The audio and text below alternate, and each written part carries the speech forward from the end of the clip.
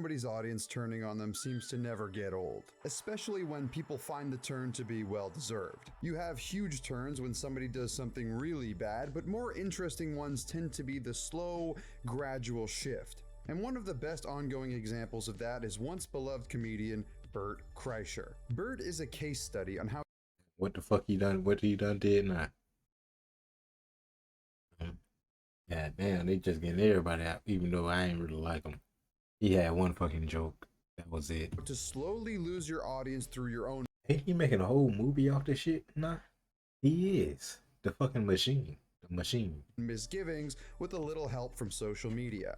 Constant lying, insincerity, and just generally being stale and annoying have left people sour about Bert. But his worst trait seems to be his inflated ego. Bert went from the drunk idiot who's still a lovable persona, even if he's a bit stupid, to the LA comedian who is better than you, contributes more to society than you, and is a full-blown alcoholic. Although maybe this might have been deep-rooted and we all saw it coming. This is Bert Kreischer. To me, he ain't have nothing but that one joke, so I'm really surprised people actually liked him. Like the one joke and the rest, besides that one joke, I ain't never seen nothing else that was really funny to Born in me. St. Petersburg, Florida, near Tampa, he first came to the public eye when attending Florida State University in his 6th year. Yes, 6th year, God which damn. was at the time considered the #1 party school in America, according to the Princeton Review. Who the fuck was paying for that? He was in college for 6 years straight. I'm pretty sure he wasn't getting no good, what you call it, no good education. He was probably failing. Rolling Stone Who the picked up fuck on paying for this, that and after shit? discovering Bert, named him the #1 partier in the #1 party school in America, which is basically the valedictorian for frat guys. And this is where his name would skyrocket. See, Bert was already doing a bit of stand-up comedy here and there, but he would parlay this notoriety into big venues for stand-up comedy, acting, and even filmmaking, usually supplemented with his heavy drinking and lack of a shirt. After making connections through comedy and name value, Bert was doing stand-up at big venues. While not witty or capable of really writing a punchline, he was a good storyteller. Thus, he became very well known for He don't even look the same right there. From what I usually see of him, like he don't even, well, obviously he look younger and shit, but he, nah, his ain't. drunken, goofy antics. He even got signed to Will Smith's management company, all He got a while management still company? being the drunken frat bro who somehow had a story for everything, which just so happens to be better and cooler than your story. We call this a one-upper. He's the quintessential Mr. Me Too. You could tell him you had a dog growing up, and he'd tell you he had 2 dogs that Ain't gonna lie, them some of the most annoying people ever. I'm like nigga, like you say, you tell somebody you got one dog, nigga, they tell you they got 5, and one of them costs $10,000 and all that shit.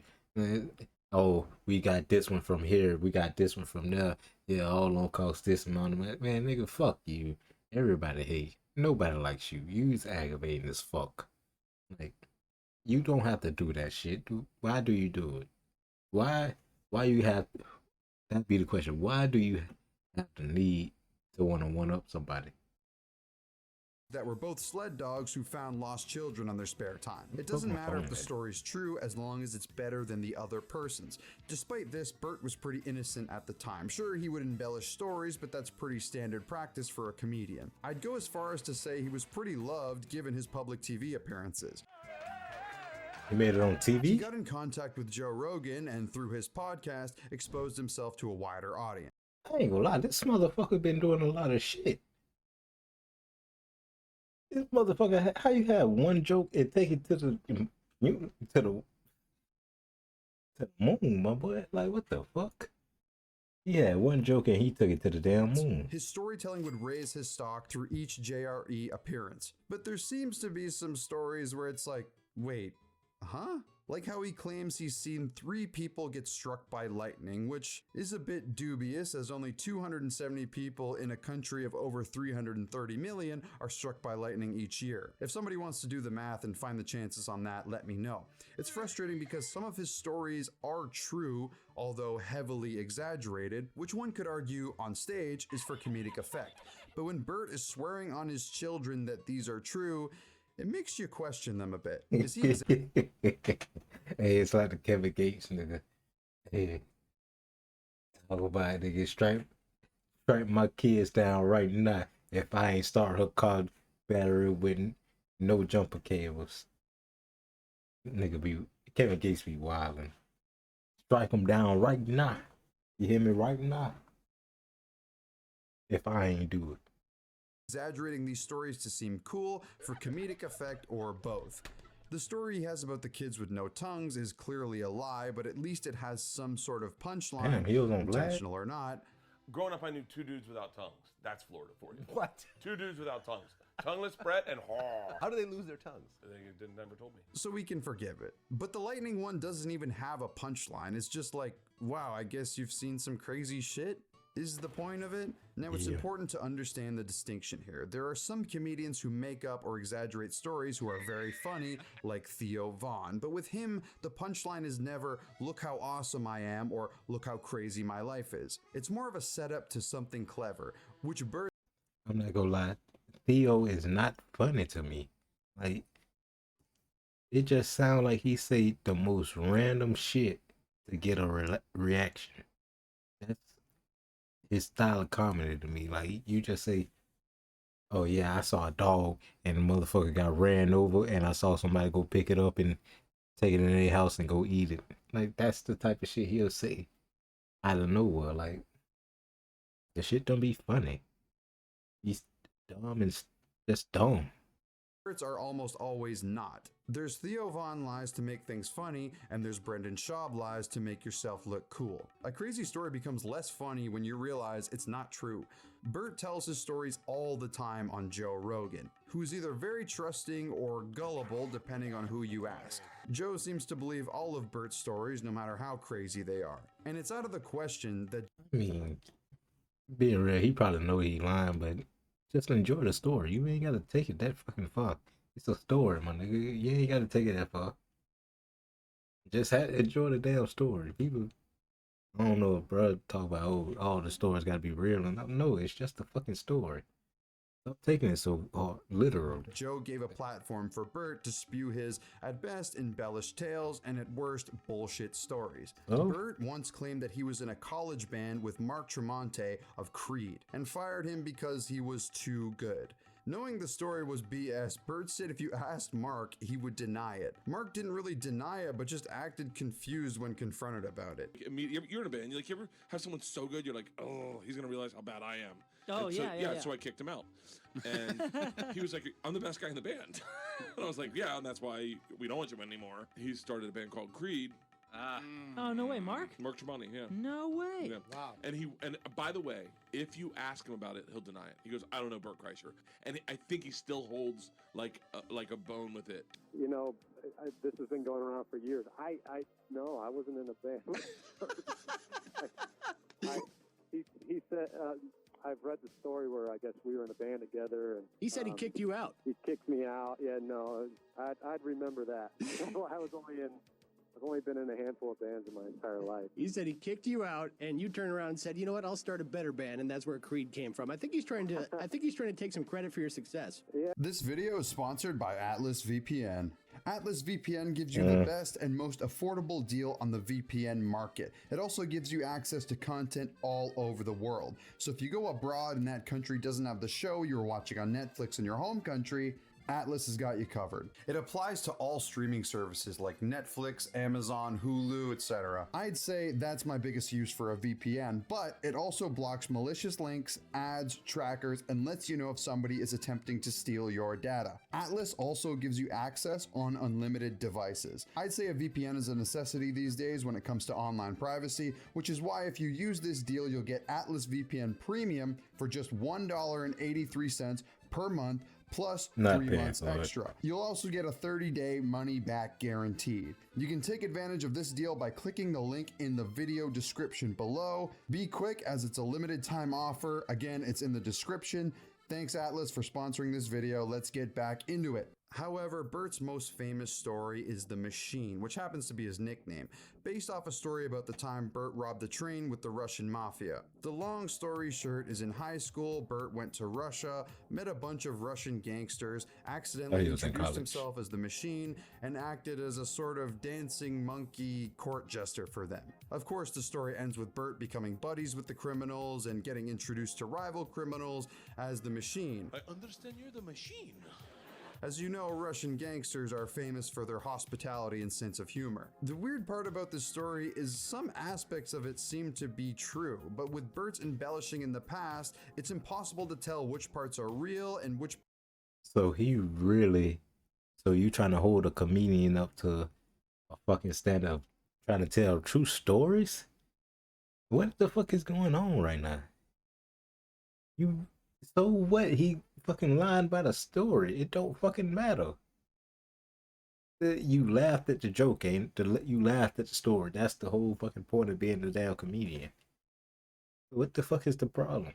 parts are figments of his imagination. Some of it is backed up, some of it not. Either way, this story became mega famous, leading to Bert naming his next special after the story. And they're even making a fucking movie about it. Yeah, I so saw Bert's that. star is certainly shining bright at this moment, and he knew it. Bert started becoming a Hollywood elite, at least in his eyes, while still having to live up to his frat boy drunken persona. But at this point, he's 50 years old. At what goddamn. point does it go from stupid, funny, drunk guy to alcoholic? Bert doesn't seem to think it's at that point, though. Despite showing clear signs of alcohol dependency or, being an alcoholic, Bert is in complete denial about his Oh yeah, problem. he's Do a you fucking think that you're an alcoholic. alcoholic? No. Being powerless to alcohol is different than drinking a lot. I drank a lot yesterday and I woke up in the middle of the night in a fucking sizzle. I mean, I was so hot and all of a sudden my body went and fucking poured sweat. Wow.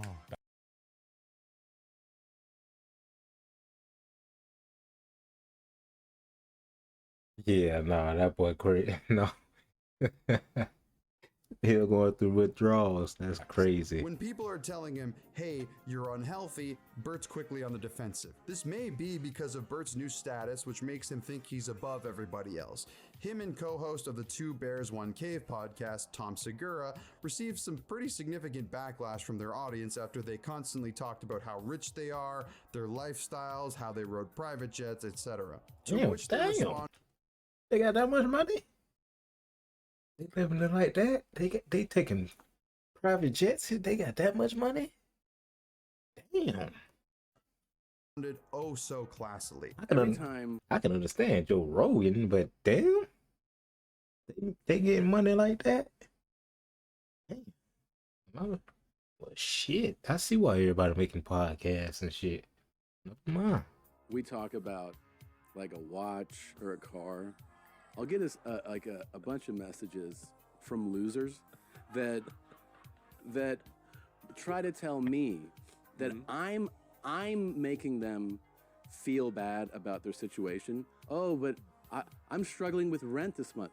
Figure it the fuck out, okay? Like, don't make my life be a problem for your life. To illustrate I this, can look understand at that. Bert when he realizes some random kid doesn't know who he is. He loves the celebrity, he loves the status, and he loves being the most likable person in the room, even if that is a part of his delusions. Bert seemingly must have realized that he's not witty enough to be a stand-up comedian, or he just didn't like doing it, so he decided to dive into the new age and attempt to go viral. After some failed vlog attempts, Bert had a couple of clips of him laughing go viral and pop off. These clips seemingly came more and more as they found success, with Bert even admitting so himself. The way guys hunt, the way guys fish, I do that for laughs.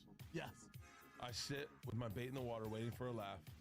Waiting for a laugh. And I don't want to create it. Many have speculated this laugh to be completely fake, and honestly, I'd have to agree. Look how quickly he switches up here. Oh, you have one of the best Asian jokes ever that I heard 17 years ago.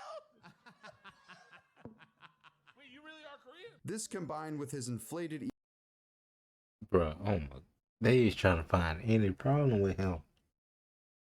That was obviously a fucking fake laugh. The fucking, oh my god. Why is y'all trying to?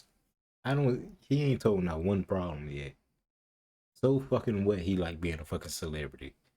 So fucking what? The man he an alcoholic. So fucking what? That's his life.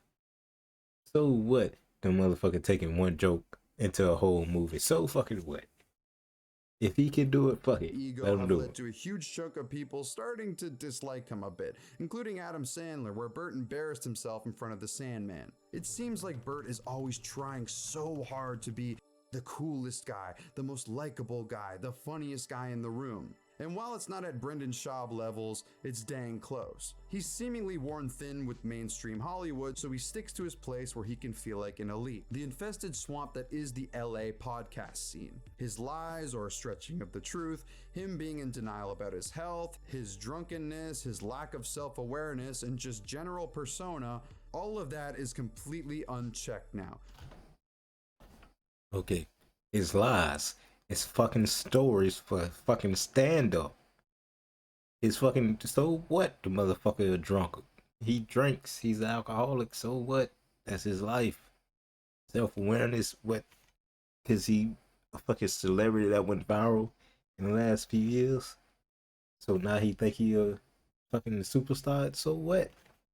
Obviously, a lot of people do that shit. It's been a lot of people that done made themselves look dumb as fuck, thinking everybody know who they is and shit. And personality, obviously, people still like it. Like you stretching. Burt is slowly losing the audience that once loved him so much. These people followed him because he was being himself. Heck, that's why he got famous in the first place. Now he's stuck. He's not in his 20s anymore. Being a drunk can be kind of funny at 21, less funny at 50. He's also clearly not authentic, as many people would claim he used to be, with his clips attempting to go viral. The only thing worse than him forcing this laugh for clicks is Brendan Schaub joining him on it. And trust me, if the Machine movie sucks, which is a very real possibility, I might add, Burt might lose his audience in a more rapid rate than he is now. I mean, why do people even watch Burt Kreischer anymore? People have probably all heard the Machine story, all of his tales from being a college frat guy who everyone loved. I mean, what's the point anymore? He's a 50-year-old guy with kids who actively gets drunk and lies about having a drug problem. He's also starting to epitomize the worst parts of Hollywood, minus the obvious: fakeness, a superiority complex, and zero self-awareness. A comic's brain is so different than a pedestrian's brain, and like what, like I can't help. I went Pedestrian is so funny, by the way. Oh, Like saying that drives me crazy. It's like, we're not in the fucking armed force. Let's fucking relax. Any person on the street I respect more than even my favorite comic. And with that note, I want to leave you with one of the most bullshit Burt Kreischer stories I've ever heard. Whereas some stories you could argue maybe happened to some extent, this one, there's no fucking chance. I'm sorry. As a Canadian, I will say there is no fucking chance that this happened, and you'll see what I mean. When we went to Canada for the first time, you're not allowed to bring drugs into Canada, obviously. Did you bring drugs into Canada? I brought a little bit of drugs into Canada. What'd you bring? Just weed, a one-hitter. I brought a glass one-hitter. Where was it? I had it with me because it was the first time on a tour bus. Did they have a dog? No, so I said, what I'm gonna do, Leanne was with me, so was Jesus Trejo, and I said, it's my first time on a tour bus. I'm gonna have a cocktail, I'm gonna smoke this one-hitter, I'm gonna enjoy the tour bus. All of a sudden, I don't know doors what the open, fuck and a they're one-hitter "Orders," is. And I hadn't hit my one-hitter, so I fucking panicked. I run back to the bathroom. It's a brand new tour bus. I've never been on a tour bus. I don't know how lights work. I don't know how anything works. I just know I gotta clean out this one-hitter. You got to clean it out by smoking weed while you're at the border? I gotta empty it and throw it in the garbage. I gotta get rid of it. I gotta flush it. Right. Drop the glass one hitter. It shatters. Okay. I scramble. I can't figure out how to get lights on. I get the weed. I put it in the toilet.